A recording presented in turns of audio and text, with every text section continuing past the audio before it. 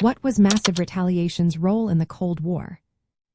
Have you ever wondered how a single military strategy could shape global politics?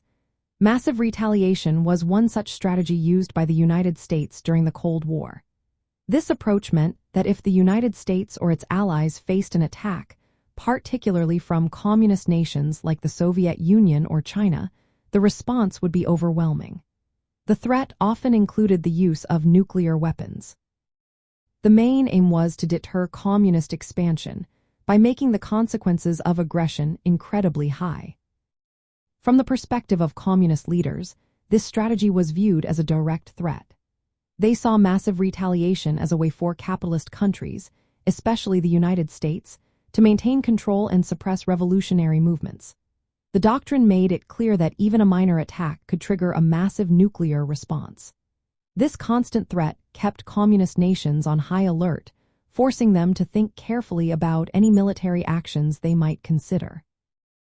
Massive retaliation was closely linked to the broader United States policy of containment. This policy aimed to stop the spread of communism across the globe.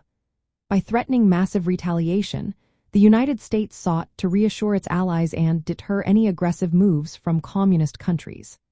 However, communist nations interpreted this as aggressive behavior, justifying their own military buildup and interventions around the world. In practice, massive retaliation influenced how both sides approached conflict. Communist countries had to consider the possibility of a nuclear response before taking action. This limited their options and often led to indirect confrontations instead of outright war.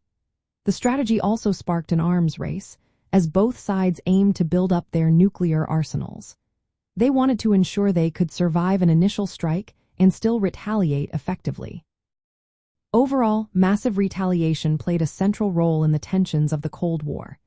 It was a key element of United States' efforts to contain communism. Yet, from the viewpoint of communist nations, it represented a dangerous escalation that increased the risk of global conflict.